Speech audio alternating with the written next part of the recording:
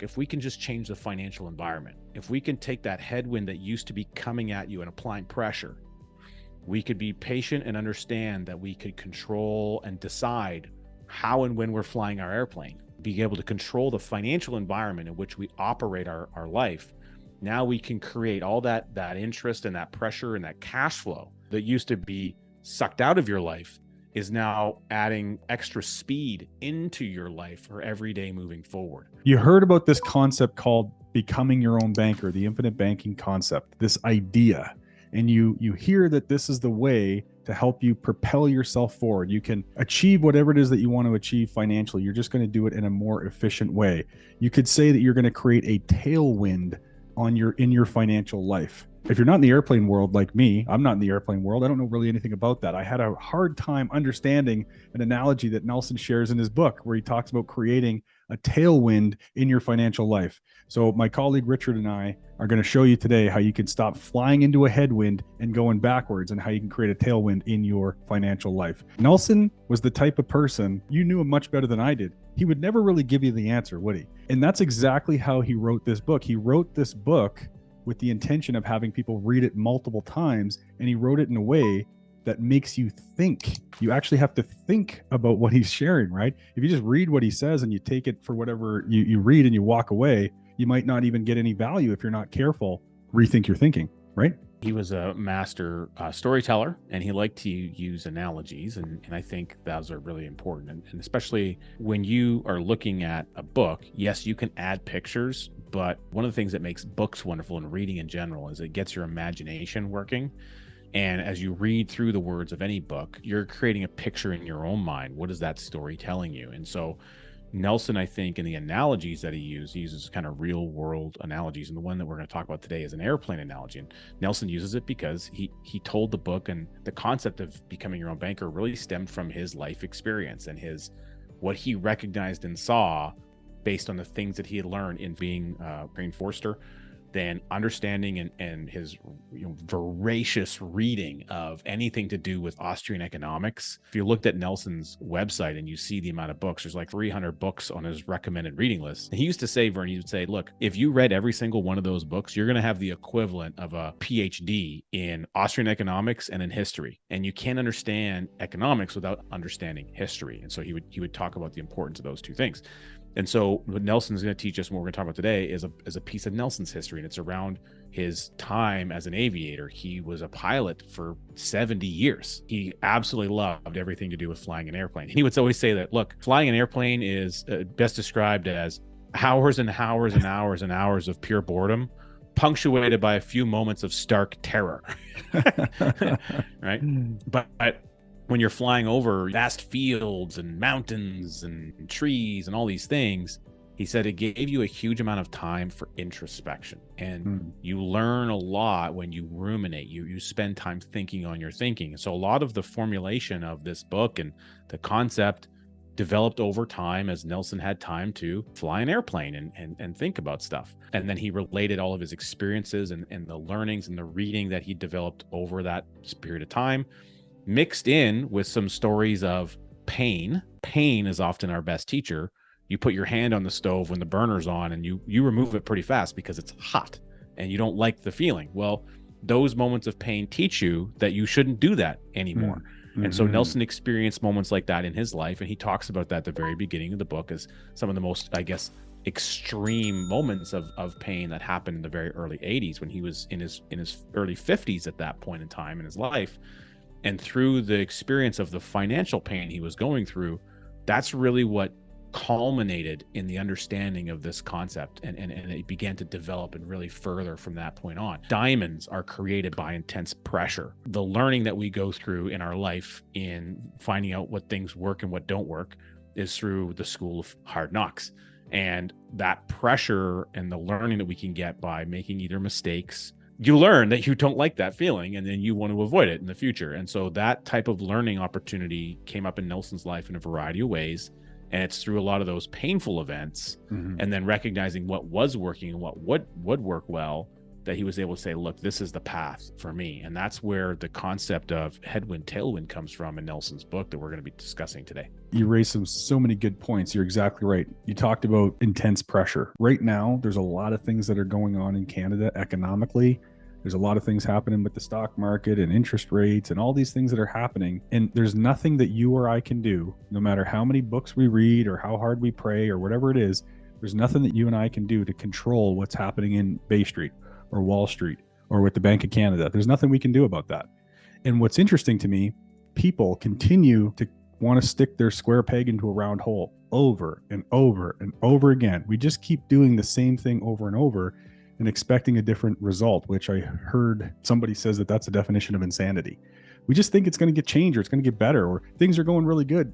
Life is good, so I feel good. The market crashes. Oh, I don't feel very good anymore. And we're always trying to control the uncontrollables. And that's really what Nelson's talking about in this airplane example. He teaches us here that I can't do anything to control the environment. There's nothing I can do about the weather. But you're going to see at the end of this example that you can control the financial environment through which you navigate the world. This is a scanned copy of my own book. That's awesome.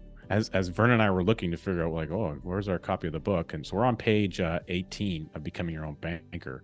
What we should point out, Rich, is that the previous page, Nelson describes the problem that Canadians are facing. We don't even realize we have this problem. It's called banking. Somebody else controls the banking function as it relates to your needs. You're doing all the work and someone else is getting all the money. And you're forced to pay interest to someone else and you're forced to make payments on someone else's terms. If you use cash, okay, great. But interest always has to be reckoned with. That's what Nelson would say, right? If I'm either paying interest to someone else or I'm giving up interest that I otherwise could have earned. So he talks about what he calls the all-American man. And the average Canadian, it would be interesting, Rich, if we actually looked at someone's financial situation and actually worked, it would probably take a while, but to work out the math to see the percentage of every dollar that's actually coming into the home and leaving the house, how much of those dollars that are leaving are actually going and paying pure interest. And so Nelson did that work and he estimated that approximately 34.5 pennies for every dollar that you earn is paying on interest. So that's setting up the airplane example and where we come up with the 345 mile an hour headwind, right? We're talking about headwind and tailwind, looking at Nelson's book. Let's start with what is a headwind. Vern, you just mentioned that we have 34.5 cents of every dollar is going towards interest in our life. And that's looking at a combination of factors. It's the mortgages, it's the credit cards, it's the boat payments, it's the car payment. It's all these things added up, looking at a period of time. And then, of course, what happens? Well, we need to go get another car. We need to go refinance the house. We need to go sell that house and go buy a new house and get a new mortgage. And we're starting that interest kind of all over again. So Nelson's really focused on not the percentage rate on a loan. Mm-hmm. He's talking about if you look at the dollar value of every monthly payment, how much of a monthly payment, when you add it all together, is walking away to interest and all those things. It's the seen versus the unseen. You look at the loan document and you see the percentage interest rate or the APR. Yep. What you don't see is over the 7 years of the car loan and the 30 years of the mortgage, what amount of each individual payment is dollar value interest that is walking away from your family for the rest of time. And that's what Nelson was trying to focus on. And he's kind of bringing that home, on page 17 and page 18 of the book. A headwind, though, just to complete that, basically you're flying into wind, right, Rich? You're just flying into wind, and that's going to create resistance and slow down the airplane, regardless of how fast the airplane goes. If you got a headwind, it's pushing you backwards if it's stronger than your speed, right? Yeah. So Nelson's example is an airplane flying at 100 miles an hour.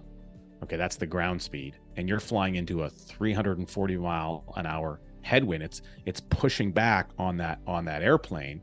And while it's pushing back on the airplane, effectively that airplane's going backwards. We'll use Edmonton, Calgary as an example. So I'm up in Edmonton. In fact, I'm flying to Edmonton tonight. If I'm going to go now from Edmonton to Calgary, we get in the airplane. The airplane's traveling at 100 mile an hour ground speed, but we're flying into a headwind that's pushing against us. Maybe it's a Chinook wind. I don't know. And it's going 345 miles an hour against the airplane. Like, we're going backwards. I'm going to Fort McMurray. I'm going to Grand Prairie. I'm going to. Like, I might be seeing Santa Claus in a little bit of time, like I'm heading north. Okay. And so what Nelson's talking about is the environment in which you fly in. So the smartest thing that could happen is that You sit on the ground, you land the plane, and you wait for that air mass to move past you, so that the air environment that you'll be flying the tool is the airplane, will be a different environment. So if you let that air mass move on, because they all do, Nelson says they all do, then now you can go take up that airplane. And now if you're flying in where there's no headwind, it's just calm, still, right? Well, now you've got a 100-mile-an-hour airplane. Hey, we're going to make it to Calgary in a pretty reasonable amount of time. Like, not a problem whatsoever. We'll land the airplane and that's okay. What we've done in that case is we've changed the environment in which our financial vehicle or our financial life is operating in. We didn't change the vehicle. We didn't change the airplane. We didn't get up there with a paintbrush and put speed stripes on it so that it can appear like it's going faster or something. And Nelson makes the analogy of what a lot of people do in this environment. The 100 miles an hour is kind of like what you're able to fly it's like the 10% that you're saving, or you're supposed to be saving every single month, every single year of your income. And the 345 headwind is like that interest volume. That's the pressure you're feeling against your cash flow. You're trying to put money over the side to build up a nest egg. Meanwhile, all this money is just leaking away out of your life, never to be seen again. So you're technically going backwards financially in Nelson's analogy. And it's very common for a lot of people that's the case. Whereas if we get rid of that 340-mile headwind, in other words, we get rid of the outside third-party creditors and debt that would be impacting us moving forward in time, now we can properly start putting our 10% away and saving properly. So that's the get out of debt model. Nelson then talks about, okay, what if we could control the environment even further and we could wait for the air mass to continue? And now we actually have a 345 mile an hour tailwind. So now we get up, we take off from Edmonton. We have a tailwind that's pushing us from behind the airplane at 345 miles an hour. I mean, we're going to go fast, liquid fast. So now we've got 100-mile-an-hour head speed, plus we've got the tailwind of 345. We have a 445 mile an hour ground speed now at that point. We're going to be landing in Calgary in like 4 minutes, kind of a deal. And hopefully, safely in Calgary. And so that's what he's saying is like, look, if we can just change the financial environment, if we can take that headwind that used to be coming at you and applying pressure, we could be patient and understand that we could control and decide how and when we're flying our airplane, right? Being able to control the financial environment in which we operate our life. Now we can create all that interest and that pressure and that cash flow that used to be sucked out of your life is now adding extra speed into your life for every day moving forward. That's really what the process of becoming your own banker is about. It's about moving yourself from being pressure of a financial headwind coming at you to getting control over all that and then repositioning that headwind so that it's actually working in your favor and it's now pushing you forward financially for the rest of your life. I want to circle back to the unseen. I'm paying my mortgage, I'm paying for the cars, I'm doing all these things, and I'm just making the payment. It is what it is. Especially when I go on my online banking or they do the automatic debit, I don't see the interest. I just see the payment. And then I go, ooh, I'm going to be a responsible father, husband, business owner, whatever. I'm going to take my $100 or whatever out of the 1,000 that I have, and I'm going to put that over here in my RSP, tax-free savings account, high interest savings, whatever. I'm going to pile that up. And now I can see, oh yeah, look at my account here. I've got this money, this cash, this capital, and I kind of think I'm doing okay. But if I was able to actually look at what's happening, here's my cash that I've built up. Here's what's leaving. It's not even on the screen anymore. It's like all that's leaving. So you're trying to make this little bit of money that you're building up and saving and investing, you're trying to make that work hard enough to make up for all this that you can't even see. It's like gone. So that's what we're paying all those payments to someone else, even if it's just cash. I pay cash. Well, someone else got it. It's gone. It's not working for me anymore. So by changing the environment, we're doing the same process. It's called banking. We're just using this tool where we flow our capital through a system of policies, dividend paying, participating whole life policies. And I'm using that policy system to fulfill my financial objectives, the access and the cash from the policy system. And now I'm going to be responsible. I still have to store capital. I still have to make payments, but now I can shift who's actually receiving the payment, who's in control of what that payment schedule looks like, who that capital is actually being put to work for, and who gets to go back and re-access it again. The answer is me. So if I'm the one receiving all the money, that's where, now we know that there's growth, there's uninterrupted growth in the capital inside the policy system. That's contributing to the tailwind, right? But those payments that I'm still continuing to make and sending back to my own system is helping propel me forward. I'm collecting and accumulating and putting more of my own capital that I'm working so hard for to work. And it's propelling me forward. It's pushing me closer to, well, in this case, back to Calgary, but I'm in Calgary. It's pushing me to Edmonton. Now I'm going back to Edmonton. I'm really confusing people here. But you see what I'm saying? We're just shifting, the environment through which we navigate the world. On page 18 of Nelson's book, he says, most people in this situation concentrate all of their attention on trying to make the airplane go 105 miles an hour. When he's talking about is like, so let's say we've gotten rid of the tailwind. We've gotten rid of the debt obligations and the third party creditors. And, we're quote unquote out of debt. We're debt free at that point. Okay. So now we're at that 100-mile-an-hour ground speed. And, everyone says, oh, this is the best thing ever. We're doing the best that we can do. And it's magical. Now all we got to do is try and make the airplane go faster. So we're saying, look, because rather than being at 100 miles per hour, let's see if we can do 105. And what Nelson would reference when he would talk about this part of the analogy is that's the equivalent of everyone else going to work and talking about, around the coffee station or the water cooler about getting a better rate of return. Well, if only I can get my dollars to earn more dollars and I can hunt for the better rate of return. And then we get into this whole rate conversation. So that's everyone out there now trying to make the airplane go faster by getting a better rate of return. Now, there's nothing wrong with trying to do that. However, understand that you're also taking on more risk. And the analogy here ties back to the airplane. An airplane is engineered, and it's engineered based on how much baggage and people and weight it can hold, and how much fuel goes in for a certain amount of distance. Too much fuel for the length of a flight, the plane will be too heavy. It won't be able to land because it'll have too much fuel in it still before it lands, right? There's all these kind of things that go into that. If you try to stress the airplane by forcing it to go faster than it's designed, what ends up happening is you deteriorate the tool. You're putting stress on the engineered tool, all right?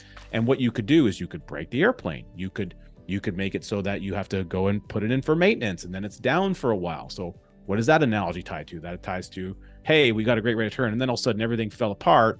We had to pull the money out and go into maintenance mode for a bit because the market was shifting, and then we're losing out on growth now. So there's all these connections to Nelson's airplane analogy about what's happening with our money in real life. So you don't want to try and focus on putting stress on your vehicle. Instead, you just want to control the environment. Now, Nelson goes on to say here in the same paragraph, rather than trying to make the airplane go 105 miles per hour, they would do well to spend their energy instead on controlling the environment in which they fly. You can't do this in the airplane world, but you can in the financial world. You can do it by controlling the banking equation as it relates to you, your personal needs, your personal economy. That's what this book is about, creating a perpetual tailwind to everything that you do in the financial environment. He says there are many financial gurus, in air quotes, out there who are praising the matter of getting out of debt, but they never address this fact of controlling the financial world that you live in. This is the unique message of the infinite banking concept.